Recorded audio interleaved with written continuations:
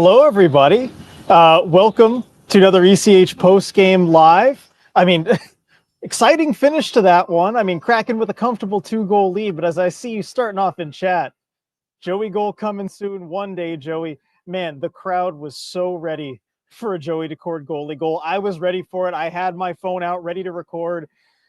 We could feel that one coming. I think we got like 1.5 attempts at a Joey Decord goalie goal, but oh man, that got me excited because we're gonna see it one day. Felt like today could have been the day, but just have to start it off like that because that's just so fun.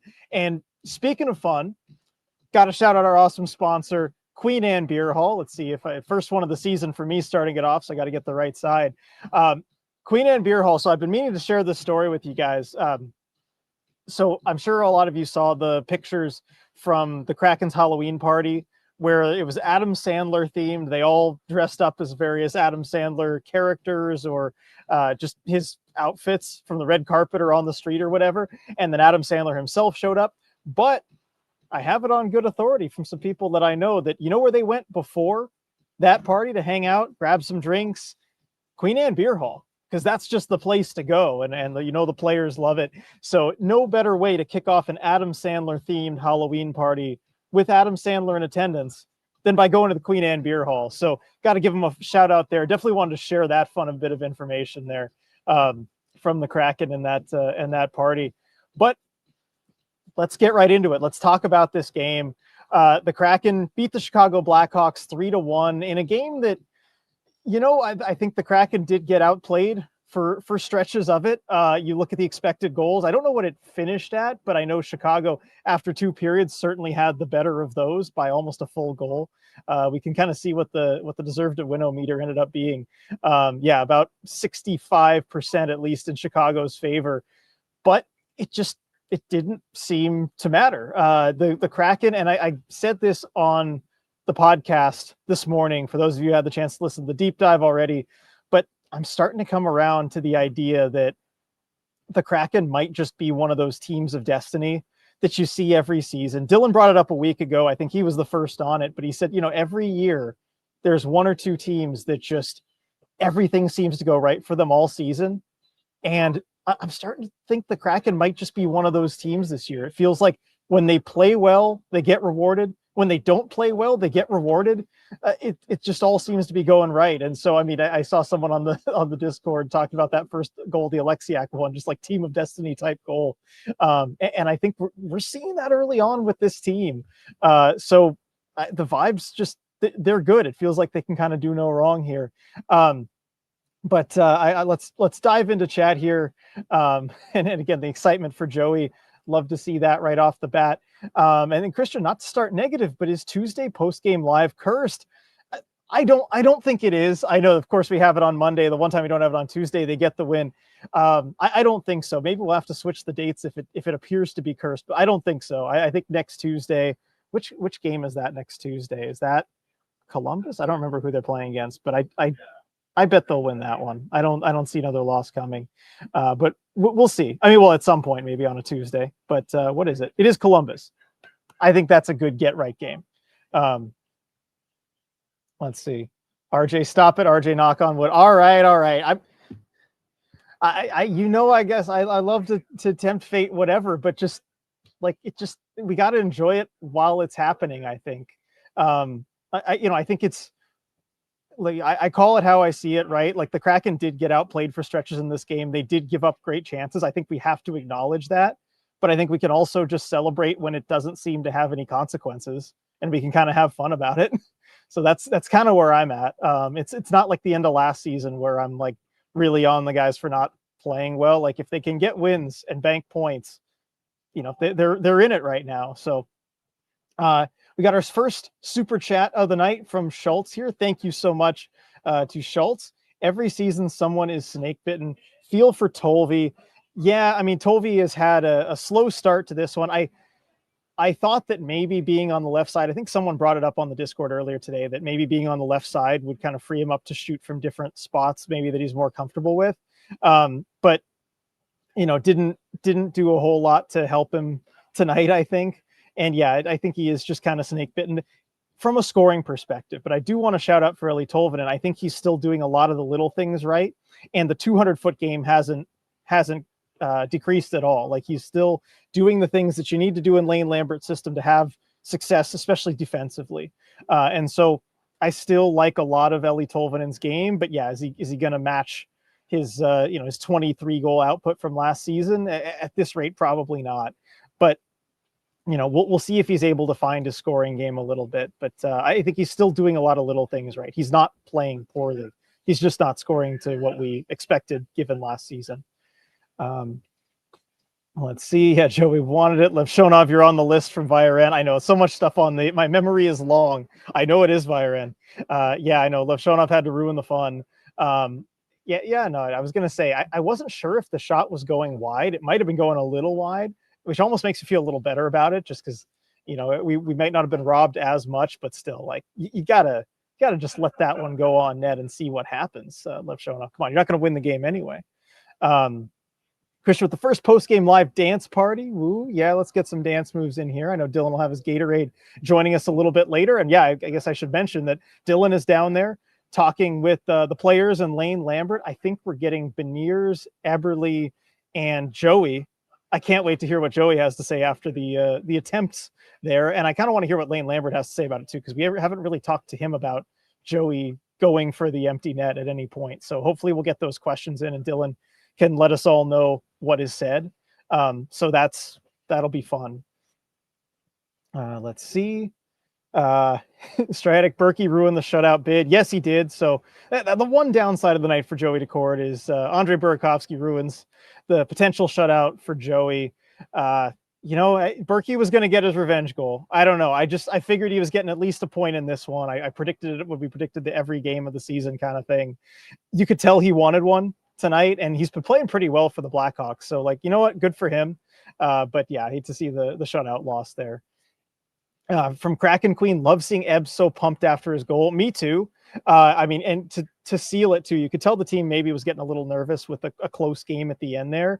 And it feels good to just put it away like that on a man net rather than just an empty net goal to put it away. Like, that's the way that you want to finish a game. And I think Ebbs was pretty pumped. I was also glad to see it because, man, on the first two Kraken goals, whether it was Jamie Alexiak or Matty Beniers, they just looked miserable after scoring those goals. Like, I don't know. I've never seen players just so unhappy after scoring. It was kind of weird.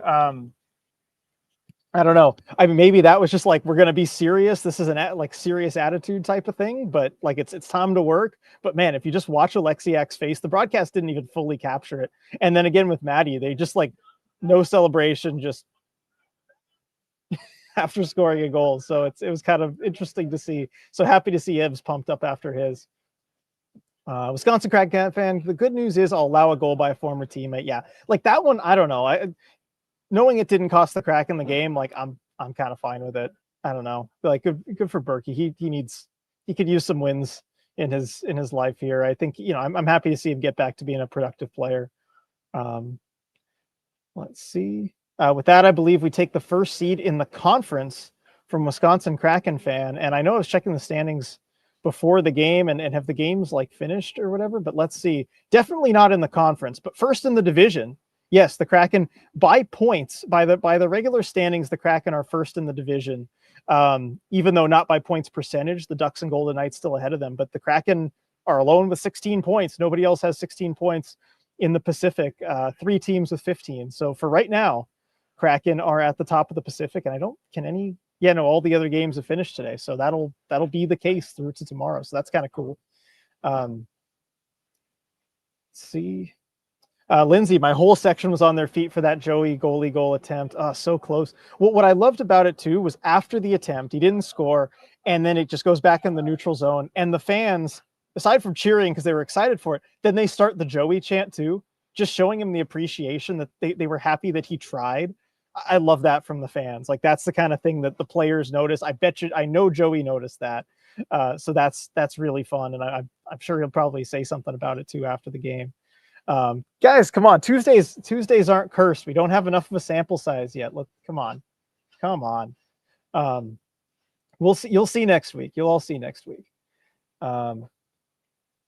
I hope you feel better there, Trish. Sorry you weren't feeling well. Um, yeah, Jamin, your Seattle Kraken are now in first in the division, taking it from Check's notes, the Anaheim Ducks. Yeah, who would have thought?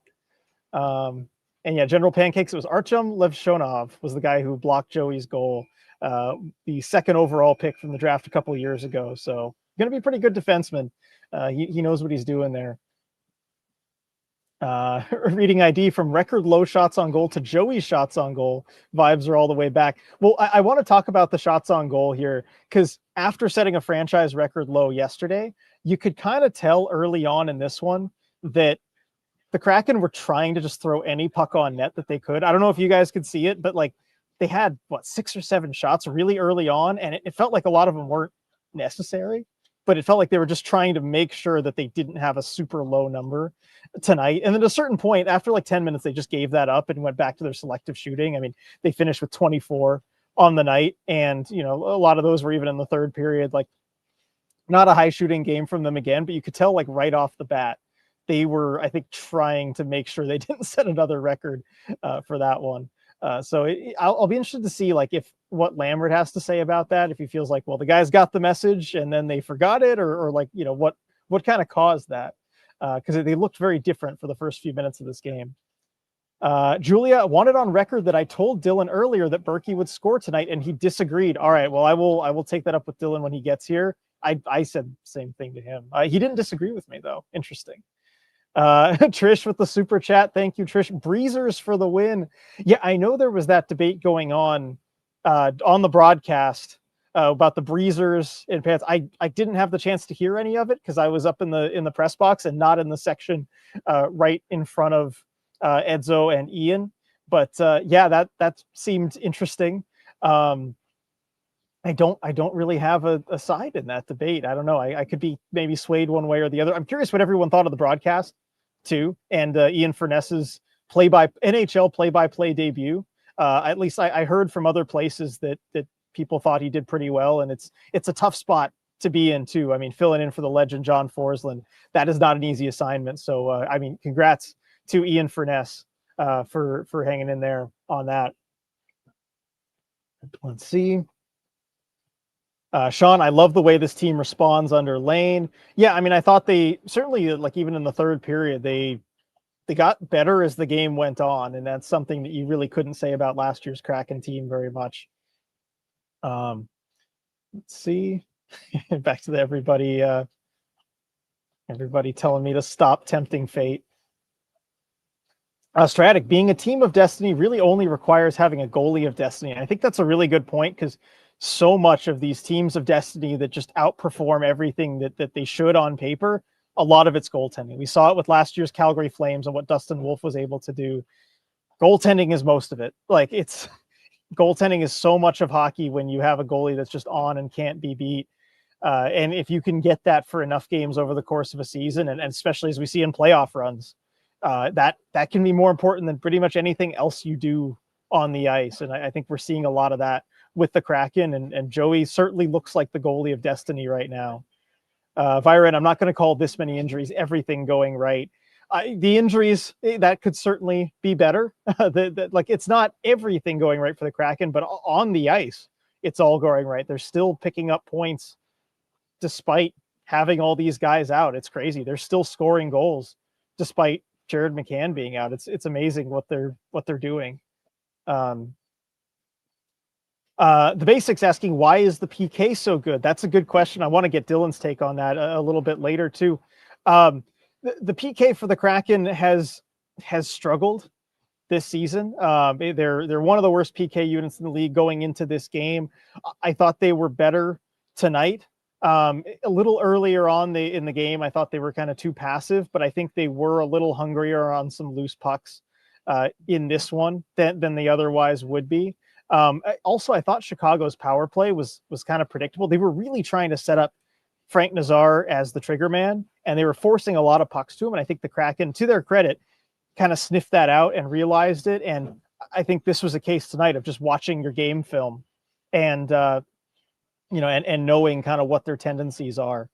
And so I think that's, one of the reasons the PK looked better tonight than it has kind of throughout the season.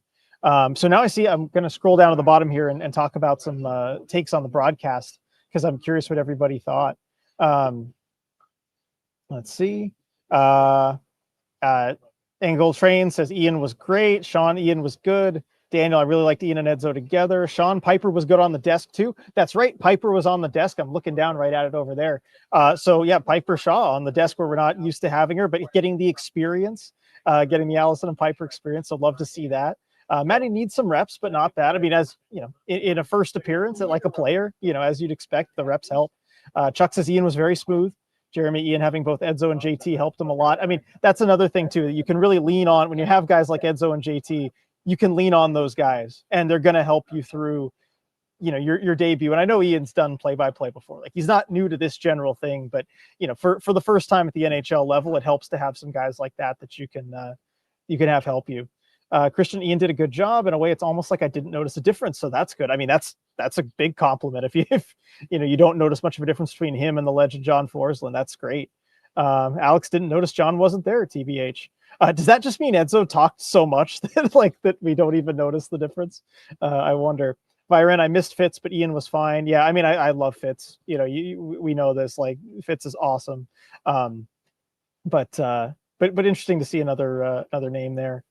And Byron, and I'm always here for more Piper. Me too. Yeah, Piper is also great. I mean, we're so lucky that we get to work around all these awesome TV people that the Kraken have. I mean, the whole broadcast crew and the behind the scenes people are just so great to be around and so talented too, just to watch them work, the work they put in, day out, and even the stuff you guys don't see on the broadcast, like all the behind the scenes stuff. They all work really hard, and you see the results on the broadcast, but you don't even see all the work that goes into it. So, you know, they do great work. Bryce thought Ian was solid, tough to compare with John or Fitz, but I'd much rather listen to him than a national play-by-play announcer. Yeah, I mean, some of the national broadcasts can be hit or miss, I think. Becca, Ian says Montour, not Montour. Interesting. Montour. I'll have to go back and listen to that difference there. Let's see. Sean, any idea why they didn't just go to Fitz like they have on other Mondays? I'm not sure. Yeah, no, I don't know. This was kind of a last, like we kind of heard about it like last minute right before it was going to actually happen. So I haven't had the chance to to talk to anybody else about it, and kind of why they went that direction. I imagine my guess would be they've got Ian on there. They know he has play-by-play experience. And I think just to give him a shot and give him a game, that's just something, you can look back at your whole life, having done play-by-play for an NHL game. Like, I think that's cool to just give him that opportunity. He's certainly put in the work over the course of his career that, it's a good reward. I think for him to, again, I don't know the actual decision-making, but I think that alone is, good enough reason to do it for one game. Let's see. Sean, it was good and all, but I will always miss John, just being honest. I mean, yeah, like we've got the legend John Forsland, nothing is really gonna match that. Like, he's just amazing. So it's hard to match that. Stratic, there wasn't a lot of actual play-by-play happening tonight. It was a bit chaotic, like a classroom with a substitute teacher. I thought there might be a chance of that dynamic just with Edzo, because I know he does like to kind of take over the conversation, and he's always got a lot to say. So it's tough. On the one hand, like as Ian, you can lean on, a really good, partner there. But on the other hand, yeah, there's a chance of, some monopolization there. But yeah, and Edzo, if you let him, he'll fill a lot of time.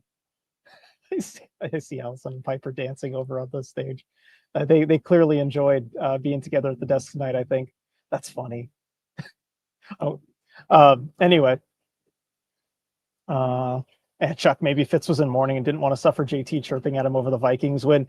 That I'm telling you, Chuck, that has already happened. That is ongoing. That has been happening. It's continuing to happen. And Fitz cannot get away from it. So nice idea, but no way is Fitz escaping that, the chirping from JT. So good idea there. All right, here let's go back and chat a little bit. I know I skipped over some stuff to talk about the broadcast things. Let's see. Everyone loving the goalie goal attempts. That is great. Chuck, RJ, did you think that Lane was going to go with one of the backups tonight? I was surprised it was Joey and Ned again, but in hindsight, it was probably a good call. I'm not surprised. Look, I think they're going to run Joey into the ground. They're going to play him as much as they possibly can. One of the backups is going to get one of the back-to-back games this weekend. So, you already have one of those on the schedule. Maybe I wouldn't be shocked to see Matt Murray against San Jose. Like, I don't think we will. I think it'll still be Joey, but like, wouldn't shock me to see that. I would be surprised to see Grubauer against San Jose, given his struggles there. But Murray wouldn't surprise me. So maybe we see it then. But I think with the back-to-back coming up, with Joey playing this well too, they're going to play him this way until he looks tired or doesn't play well. That's just what they're going to do.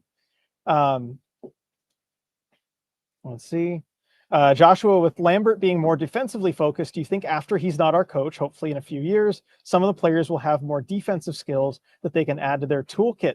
I mean, from a development perspective, you're hoping that's kind of what some of the young players are getting out of it.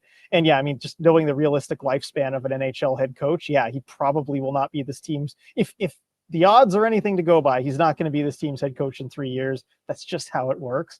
But yeah, I mean, maybe that will, like, maybe the lessons that say like a Berkeley Catton is learning here about defensively sound hockey, maybe he's able to kind of carry that forward throughout the rest of his NHL career. That's certainly the hope. And I think it's certainly possible that some of the young players can kind of take those lessons, because they certainly weren't playing that way and playing focused, say last season or even the end of the season before that. Let's see. Lindsay, the Berkey revenge goal was my fault. I was dissing him, saying he didn't score much at CPA when he was here. Why would that change now? My bad, y'all. Yeah, and see, everyone says that I'm the one who tempts fate on this stuff. I think we can pin that one on Lindsay. But thank you for owning up to it, Lindsay. That is important. Hey, Rebecca, it seems like someone told him no Selly's allowed today. I do wonder what the deal with that was. And then Zach, Blackhawks with Soderblom and Knight look like two entirely different teams. Wow, glad we got Arvid. Yeah, Soderblom didn't have the best game, I thought, in this one. Like, the Blackhawks only scored one, so you can't really blame him a ton. But like on the Alexiak one, it kind of went through him. He's not the best goalie. I think the Kraken were lucky to avoid Spencer Knight. Otherwise, maybe it could have been just like a 0-0 battle for a long time, because Spencer Knight has been very good this season.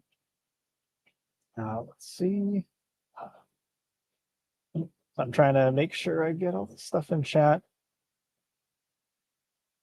Daniel, everyone on TV and radio was really hoping Catton might have tipped the Alexiak goal. Yeah, me too. And I was wondering too if that was part of the muted reaction by Alexiak. Maybe he was hoping Catton tipped it and was kind of disappointed that he didn't. Because, I mean, Jamie's been there, done that. He's scored goals before. But, you want to see the kid get his first.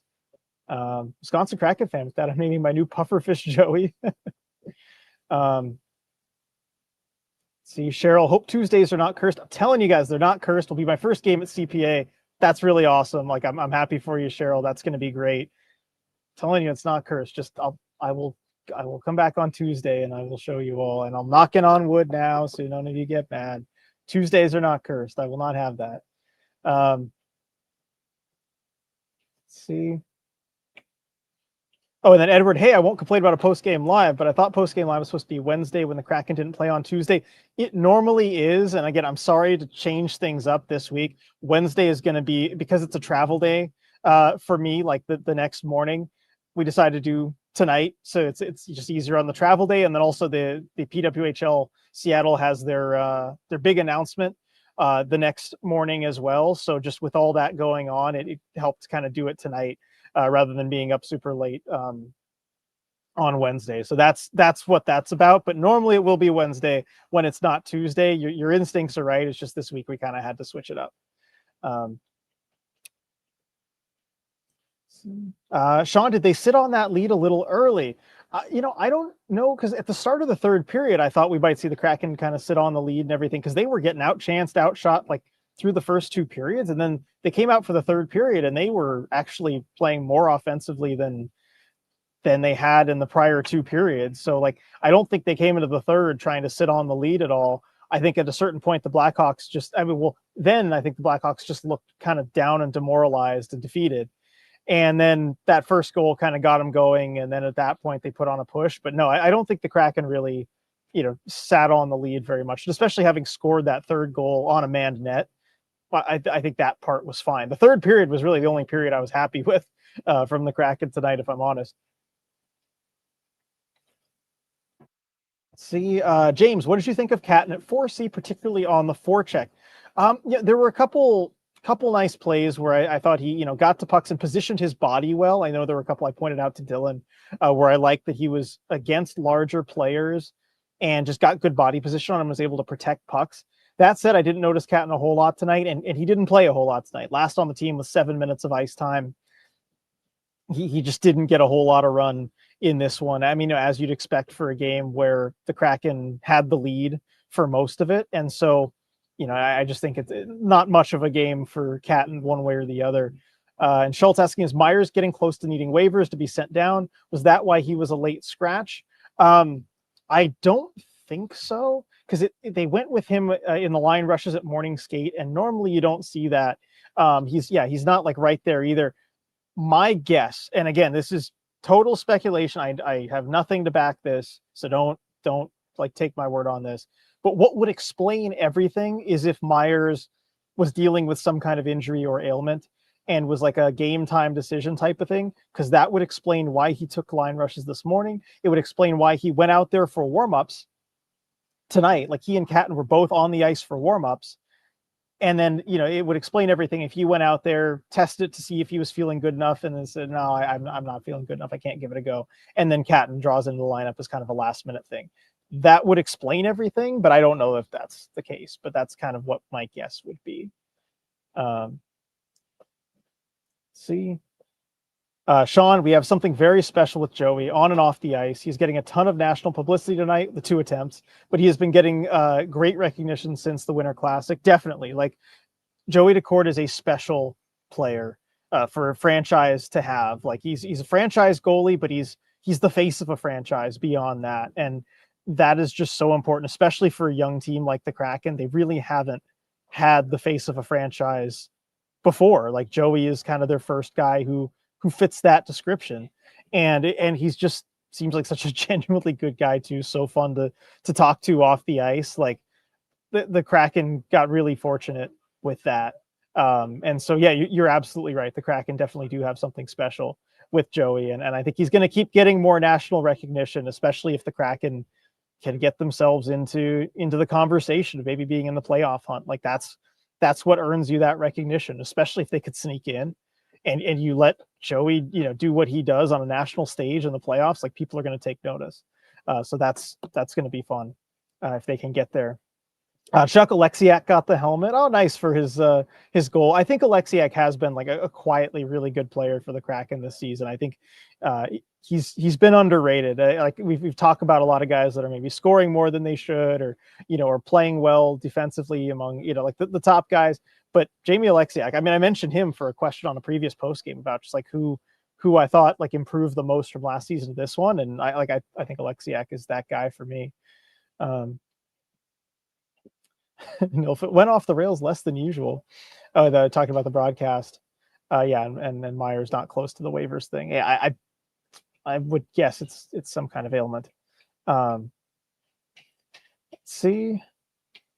Kylie, woohoo, back in first for the second time so far this season. Remain only one of 4 teams undefeated in regulation at home. Yeah, I've been looking at some of the other teams, kind of seeing if they would drop there. But the Kraken keep that going. I mean, they've been money at home as far as getting points. So that's going to help them quite a bit and keep the fans engaged too. Because so far, if you've come to this building to watch a game, you're either getting a win or you're getting some overtime, some bonus hockey. So, some good results there. And as I see Dylan walking out there to start getting ready, so really excited to see what he has to say and what the players and Lambert had to say. Zach asking why dress Catton. I bet it was some kind of ailment. What was Catton's minutes and face-off percentage centering the fourth Woods? I said he got 7 minutes, and he was 1 for 2 on face-off, so 50%. Let's see. Maddie, when do we stop carrying 3 goaltenders? I don't know. I mean, they're going to do it indefinitely. Like this seems like something the team's pretty set on. I think if you have one goalie of the backups really earn that spot instead of another one of the backups, I think that might be when you see it stop. But I don't know how that's even going to happen given that they barely play at all. Like Joey's going to play the lion's share of games. So I don't really know how that would happen. It's a good question though. I don't know. Kara, I'd like to see Grubauer getting a redemption game against San Jose, but of course Lambert isn't going to throw him in just because. Yeah, I don't think I'd be surprised to see that. Like, I'd love to see him do well and have a redemption game against San Jose, but like if I'm a coach, that's too much potential danger for me, I think. Trish, no smiles before 14 shots on goal. Maybe that was the rule. That's funny. I hadn't thought about that. Yeah, Lindsay had a feeling either Donato or Berkey was going to score against us. Donato was certainly trying to make it happen. I mean, he was doing his thing. He was giving his effort. He was going to the net. Like, I miss Ryan Donato. He does all the right things. I miss having him on this team. Elbel, I miss Newman on the power play. Do you think we could see him back there again soon? It's going to be tough because the Kraken seem committed to Kakko in that spot. And I don't know. I don't know. I would hope so, but I don't think Lane Lambert loves it as much as we do. I think he'd probably rather have a vet in that spot if everyone's healthy. But Elbel, I would love to see it. I would absolutely love to see it. Sylvie, heading to bed with a smile on my face. Great game, great win. Love to see that, Sylvie. And we've all got a smile on our face. And I can see, I think, even across the rink that Dylan does. So that's nice. Trish, hoping to get to the PWHL thing. Yeah, Viren, PWHL. Yes. I'm so excited for that. I'm really excited. I'm glad it's before my flight, so I'm going to be able to go. But we're definitely going to report to you on that from what I'm sure must be a name and logo announcement. Let's see. And as Dylan's getting ready there, oh, he's got a microphone. Oh, wow, he's looking good. All right. Here we go. Dylan is ready to join us. Let's add him to the stage. Dylan. Hey. Good. You got the mic. You got the light. Amazing. Yeah, no, I figured might as well go all out for this, right? If we're only doing it once a week. I mean, the people deserve it. Oh, absolutely. They do. Now, Dylan, I am really curious to hear about what the players and Coach Lambert had to say. But the number one thing that was in chat from the very start, and I think it's been the most mentioned thing, is the Joey Daccord goalie goal attempt. Yeah. We've got something on that. Yes, we did. I mean, that was Joey skipped the first question essentially to talk about it. He wanted to talk about it. He thought he had it.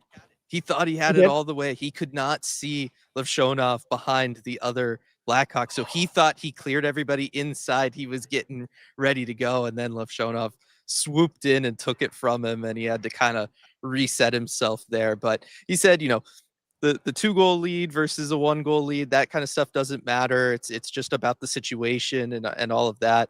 But he said it was dead on the money. It was going in. If Levshonov was not there, it was going in 100%. He thought it was going in. Makes it even more heartbreaking that it didn't happen, having him kind of go through that experience and then be robbed of it at the last second. Something he does to shooters all the time. So I guess in that sense, it's maybe a little bit of payback, but still, I hadn't thought about that. I just thought about that myself. Otherwise I would have asked him about it, but that is, he got to experience it from the other side this time, I guess. But he said that it was a good opportunity. The rim around the boards, was quick. So he was able to get out there and collect it and then have some time with the puck, where normally if it comes in a little bit softer, he just doesn't have that opportunity to be able to grab it and then go ahead and make his move and line up a good opportunity. Yeah. So did Lane Lambert have anything to say about it? I'm curious. He did not. Oh, okay. That sounds like him, but still.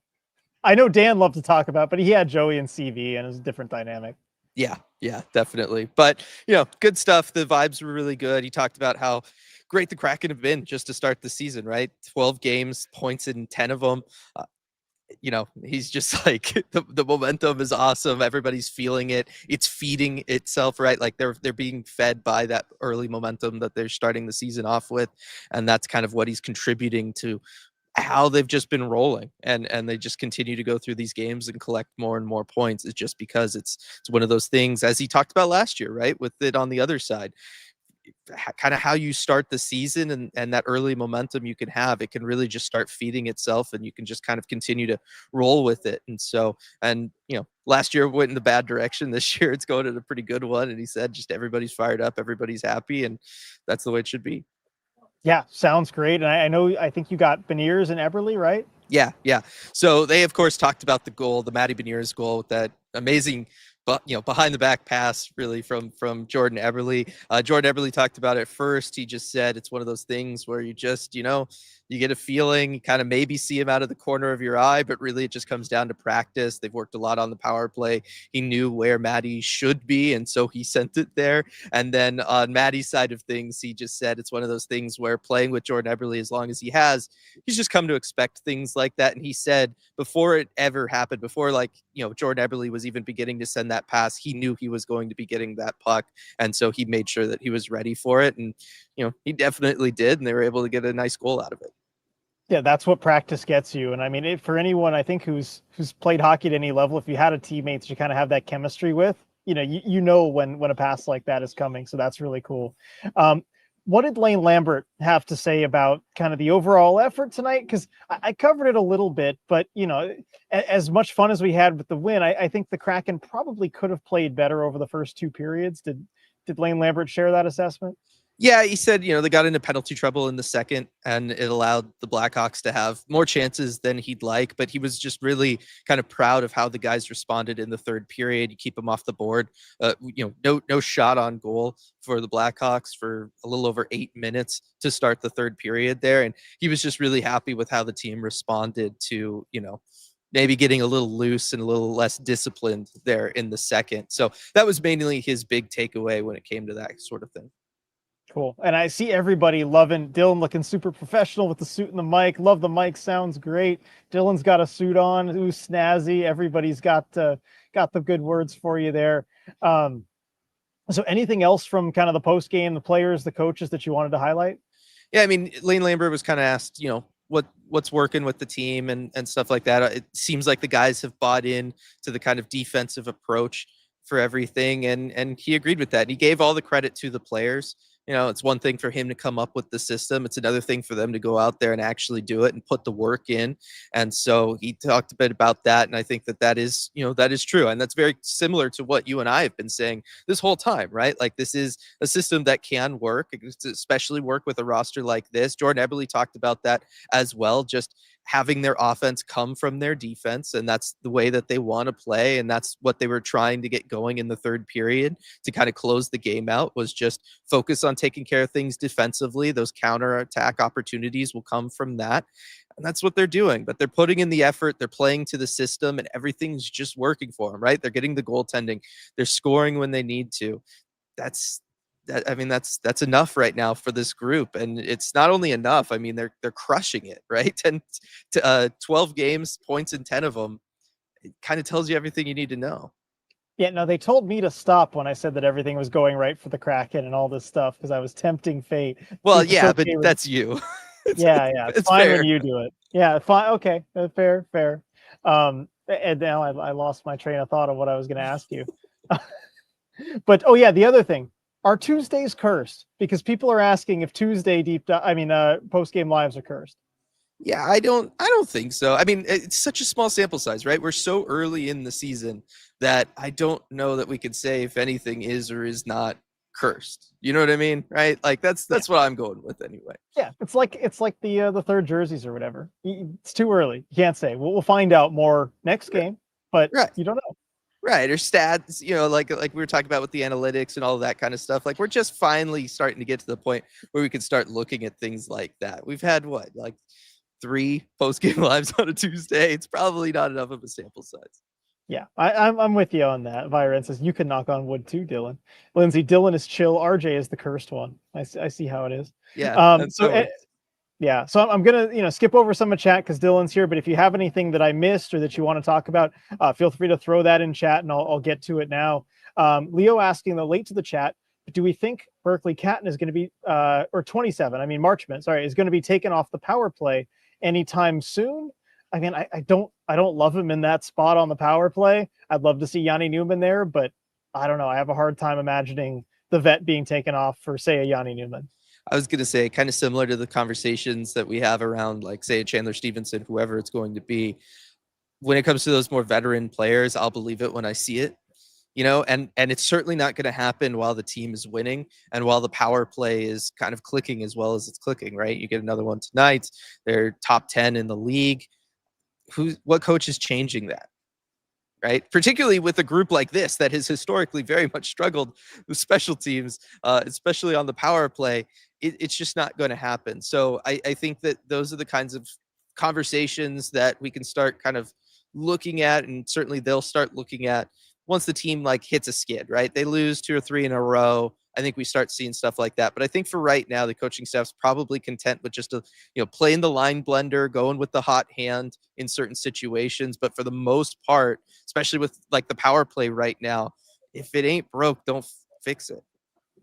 Yeah, I mean, I think the overall power play results speak for themselves, even though on paper, like Fyren, why isn't he net front though? That was like the entire pitch for him.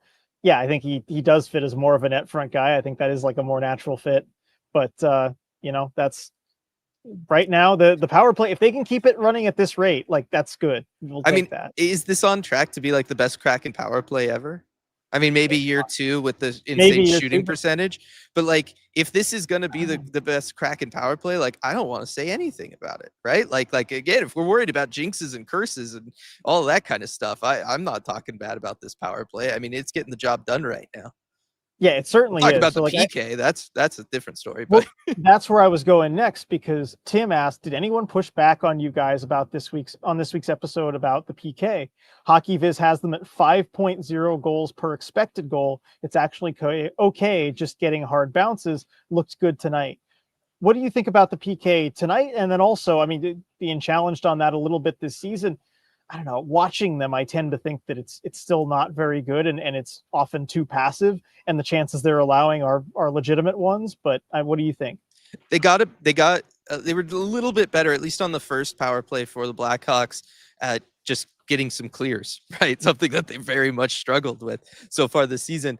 But yeah, as a whole, I still don't love it. Like the Blackhawks were able to spend a lot of time in the offensive zone, trying to create dangerous chances, trying to create dangerous looks. I mean, that first power play, you kind of got away with some things because they were just so hell-bent on getting it to Frank Nazar, right? Like that was the entire plan of that first Chicago power play, and they were really forcing it. And at some point, the Kraken were just like, all right, if you're going to force this, we'll just kind of box him out and like, give it to you, I guess. And won't give him anything to do with it. And it kind of took care of things. And that is, good. Like that's legitimate. You're reading what the other team's doing. You're making an adjustment on the fly and it works. You kill the penalty. But yeah, as a whole, maybe they're not generating a ton of expected goals because they're not getting a ton of shots off, but they're spending way too much time in the defensive zone. And I don't know. It doesn't pass the smell test for me. Maybe it is just bad luck, but it feels like it's a little bit more than that. Or you're putting yourself in a position where bad luck can greatly negatively affect you when you're spending 90 seconds of the 120 in your own zone. So that's, I guess, kind of how I would phrase it. Yeah, no, I think that's well said. Just stuff gets chaotic when you're down a man, and the more you're in your own zone, the more that stuff can happen to you. And yeah, looking at previous years, net power play percentage, Kraken at 23.5 this season. Previous high was last year at 17.2%, which is crazy to me. Yeah. And then the PK definitely the worst of the 5 seasons by quite a bit. Yeah, so the early numbers are pretty clear there about which unit's good and which is not. And then Tim saying Stevenson came off on the PK tonight after winning the draw, then clear. Love to see that. Yeah. I was looking for it. Didn't happen on the first power play, but it did happen a little bit later. But yeah, I was looking for that, and that's, I think, the way they kind of would draw it up if they could. Yeah. And then Chuck says Shane with less than 13 minutes, but it did seem like a good game for Stevenson tonight. Shane Wright, I know you kind of turned to me and said that he still kind of looked a little bit off. That line seemed a little bit lost. Is that your feeling kind of throughout the rest of the game, how it went? I know he got one really good chance, but other than that, I didn't see a whole lot. Yeah, I mean, it was in the first period when I turned to you and I was like, he's not where he's supposed to be. While the Kraken were in the offensive zone, they were trying to get something going. They hadn't really at any point in the game up until that time, but Yanni Newman was doing a great job battling net front, and it was Mason Marchment behind the net with the puck. And Shane Wright was just never in the spot that he was supposed to be in. And then they kind of reset and again, go down low. And again, Shane Wright was just not where he was supposed to be. And, this is the plays that I was talking about and that I diagrammed, that I had the graphics for on last week's deep dive, right? Like just, it's a very simple little triangle. If they have the puck behind the net, where everybody goes, how you shift based off of where the puck carrier is going. Like it's a very, I mean, it's not simple, but it is, it's clear what everybody's role and job is, to the point where 2 weeks into the season, I could make a graphic for it and be like, here it is, everybody. Right. And Shane Wright wasn't where he was supposed to be 3 separate times on one shift. And I think that that's just kind of been part of his problem this year, is that, we've talked about it before with him being part of, a quote unquote leftovers line. It's just been hard for him to establish chemistry and for him to establish that understanding of kind of where he needs to be in certain situations. This one's maybe a little bit more concerning because it's just kind of baked into the system. Like, it shouldn't matter who you're playing with. You should just kind of know where to be based off of where the puck carrier is. So that's a little bit more concerning for me. And I think that's probably why you see the decreased ice time for him tonight. Because if it's just an evening where he doesn't have it, he doesn't have it. Right. And you kind of have to go around that. But it was an issue, and it was an issue from the beginning, because that was pretty early on in the game. Yeah, and it was, and I'm getting a little bit of pushback here on the Stevenson part of it. Zoe, I didn't think it was that great of a game from Stevenson, at least in the arena tonight. I swear he just looks like he doesn't care half the time. I feel like Stevenson bothers me so much more watching games in person. And then Jason saying, didn't look great from Stevenson from my seat. Tough to see Bedard dominate him in faceoffs. He really did.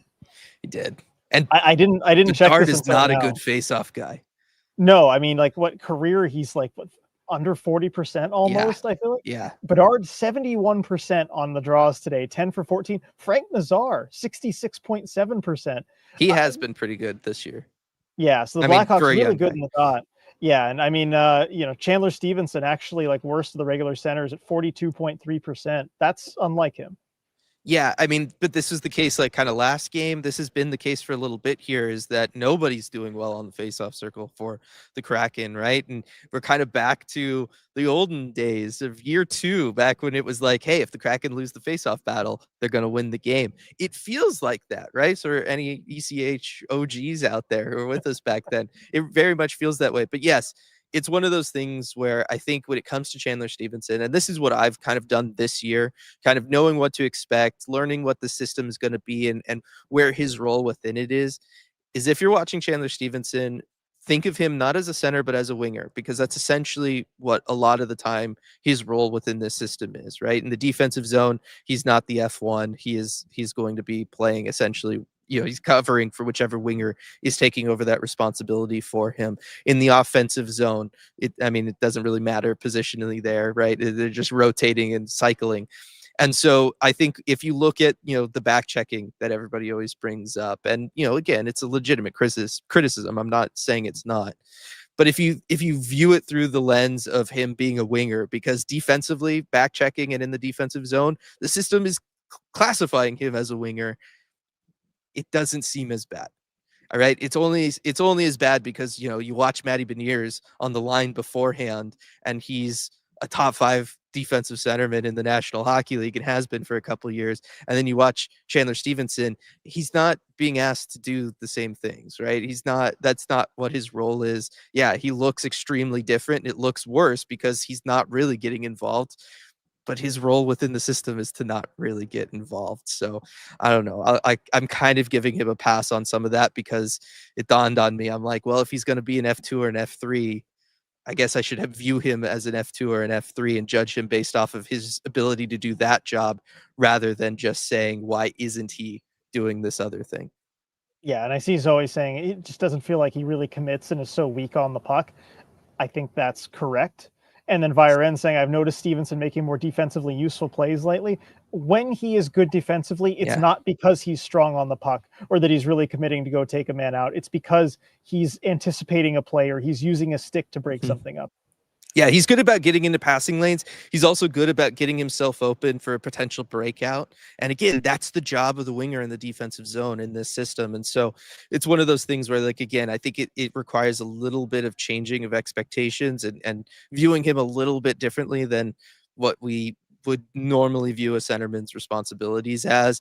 Again, I'm not saying it takes away everything. He still had some issues defensively this year. I think the back checking kind of effort is still a fair criticism, but that's a fair criticism of, it seems like 85% of wingers in the National Hockey League, right? You've heard somebody talk about them being a little slow getting back at some point or another. So I'll I'm not giving him a total pass on everything, but I'm going to cut him a little bit more slack than I have in the past.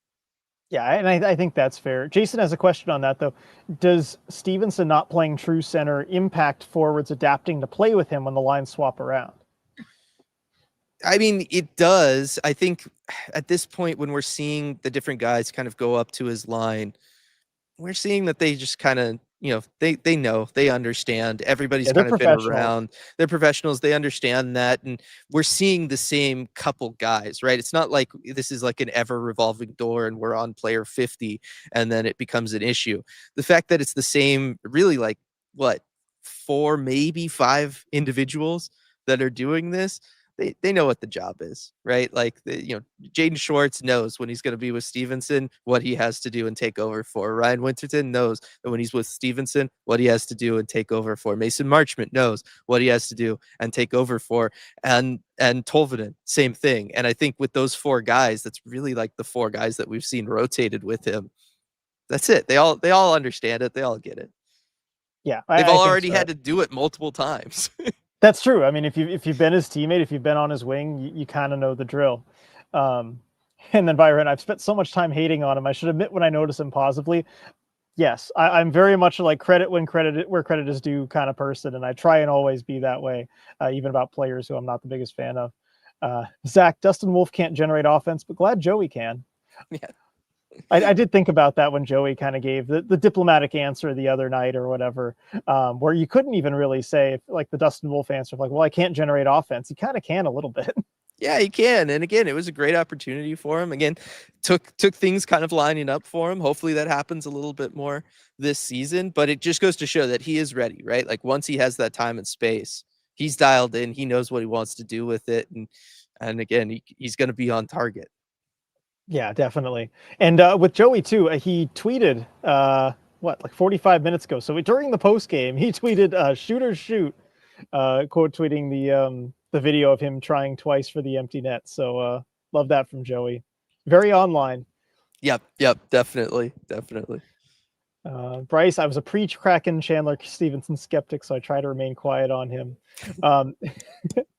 And then as I reach the bottom of chat here, and if anyone has anything else they want to talk about, feel free to throw this in. We're, got another 8 minutes or so before we hit the hour mark. If there's anything else anyone wants to cover while Dylan is here. Dylan, anything else that stood out to you from this one? Well, yeah, I'm going to ask you a question, RJ. So Okay. In the first period, we saw that one opportunity that I very much called out to you, where Connor Bedard kind of got backdoor on Joey, and the pass wasn't able to connect to him, but it was there. And that was something that we saw, I think, about 7 times in the Rangers game, and it seemed like a weakness that the Kraken might have defensively, is those opportunities there. Chicago didn't go back to it. So I'm asking you, because it was just that one play. Do you think that is a legitimate weakness of this team? Do you think it was just the Rangers system and then this was just a one-off play for the Blackhawks? Do you think it is a legitimate weakness, but the Blackhawks didn't really see it? They just got lucky on the one opportunity and had that close chance. What do you think is going on there? Because again, it was basically my story of the game for the Rangers game. All those backdoor plays being available and seeing that one so early here. I mean, I turned to you and I said, okay, the book's out.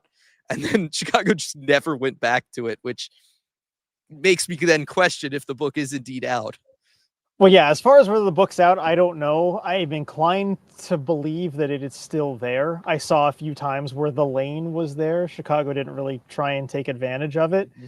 But yeah, the Kraken weren't doing a whole lot, in my estimation, to take that away and adjust. I think it'll be really interesting to see next game, because I think the Sharks are a team that is very capable of taking advantage of plays like that. They've got some young players with excellent vision. Macklin Celebrini, Will Smith, Michael Misa, they can see that lane. And I think players of that generation too are trained to try and set up plays like that on pretty passes. So I think the Kraken, if they don't make sure to have that covered, will be really susceptible to it. So I think it's important to make that adjustment. Yeah, I agree. All right, we got a super chat here from Becca. Thank you so much, Becca. Is Ellie's lack of scoring a problem, or is he just playing his part in this system? Not complaining about first in the Pacific. And that is something that was brought up a little bit early on post game too. And I gave my take on it, but I'm really curious what you think, Dylan, because I think Tolvanen's doing a lot of the little things right, but he's definitely not scoring at the pace he was last year. Why do you think that is? And are you still satisfied with his game?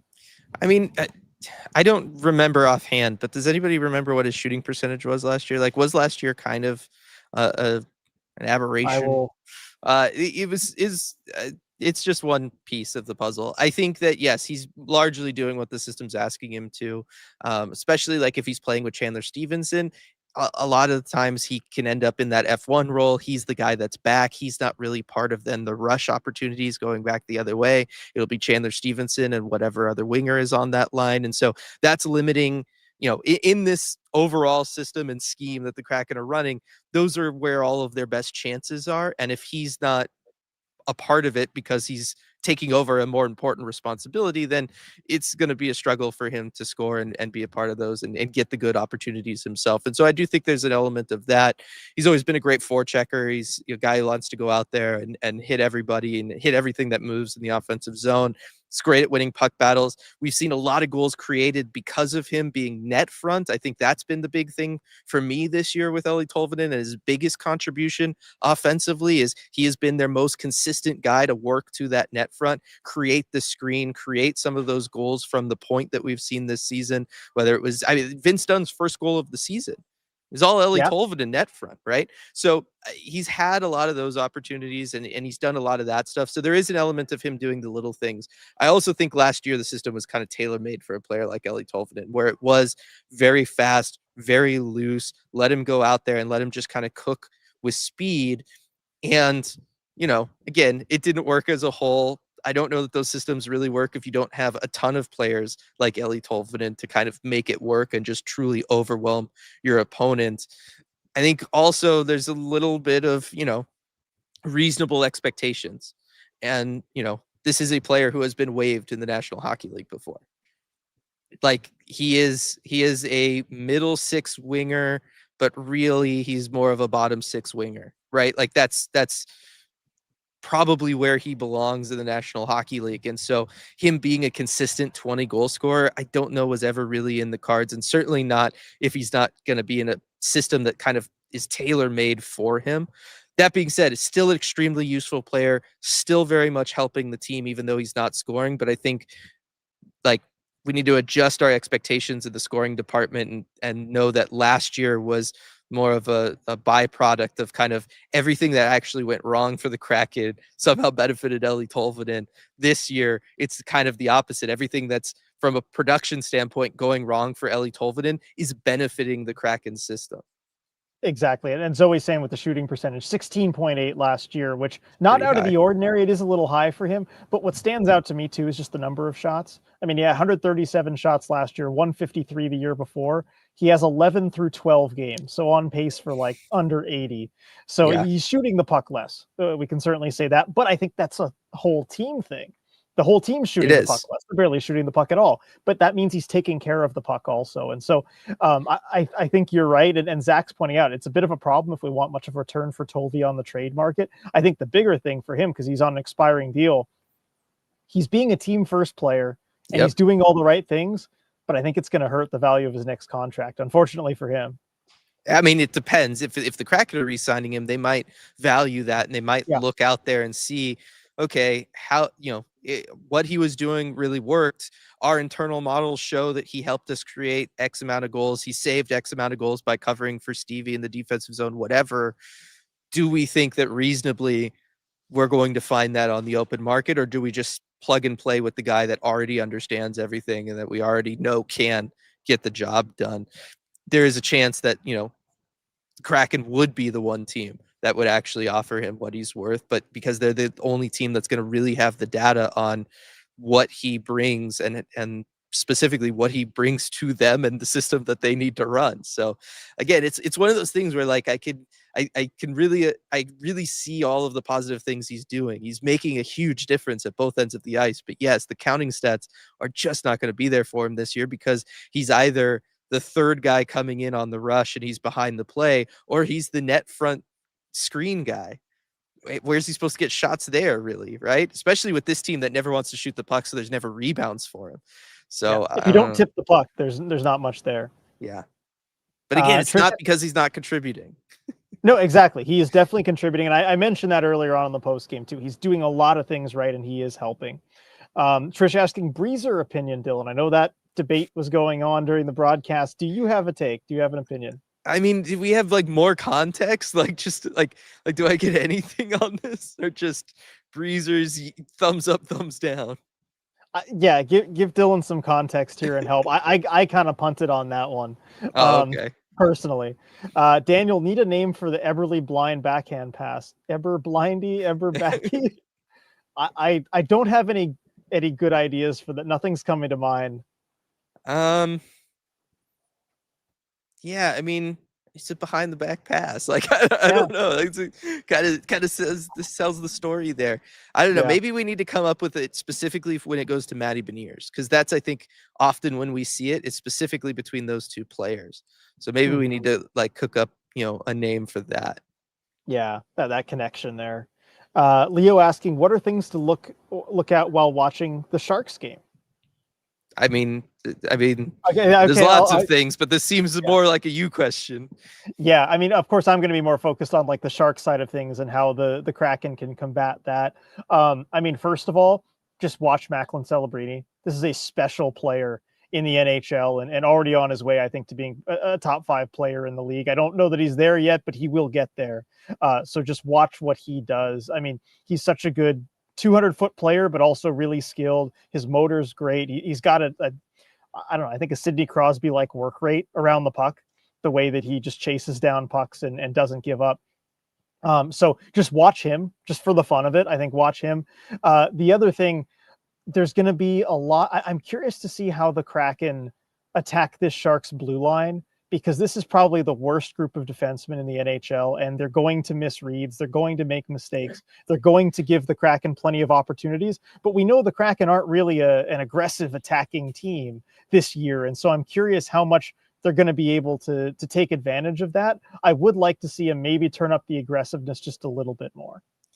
Yeah, I think that's more anyway, because the goaltending hasn't been good for San Jose either. No, it hasn't. But where San Jose has really seemed to struggle is seems off the rush. And I would think that that's the way that the Kraken would want to attack this blue line, is off the rush, because I don't know that they'd be capable of stopping anything. Not only that, attack these goalies off the rush, because these goalies make insane decisions. Both of them. Doesn't matter which one's going to be in net for the Sharks. We've seen both of them at some point this year make insane decisions coming out to play pucks and do things that they absolutely should not in 1,000 years ever do. Aging Ryan Warsofsky decades by the day.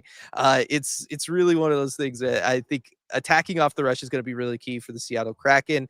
I think that I'm with you. Macklin Celebrini is the guy to watch out for. Don't let him beat you. Make somebody else beat you. I think that that's a big key. And it does seem like when teams do that this year, they walk out of the building with a win, or at least, get the game to overtime against the Sharks. The Sharks haven't been great at following up with significant secondary pressure when the Celebrini line isn't going for them. And so I think that that's, kind of key number one. And I do like what you're talking about with him kind of being like, Crosby-esque, kind of always going after the puck and that kind of thing. It's done very differently than Sidney Crosby, right? Like Crosby's like kind of ultra disciplined and he's going about it in like this like textbook perfect way, where Celebrini's going to go out there and, if you've ever seen like an overexcited golden retriever, or actually a yellow lab, right? A really excited yellow lab just came home. It's got a ball in its mouth. That's Macklin Celebrini. He just kind of bounces all over the place. He wants that ball. He's not going to let you have that ball. He's going to go get that ball from you. But he's going to do it just, through sheer exuberance and overwhelm you in that regard, rather than like a Sidney Crosby approach where it's just like, I'm going to like clinically, surgically remove you from the puck. Yeah, and I think that's the kind of thing that comes with maturity. Like I see the development coming in the future. But yeah, right now he is just, you're right, total golden retriever mode. But it's fun to watch. It's really fun to watch. Watch him in the offensive zone too, because he never does the same thing twice.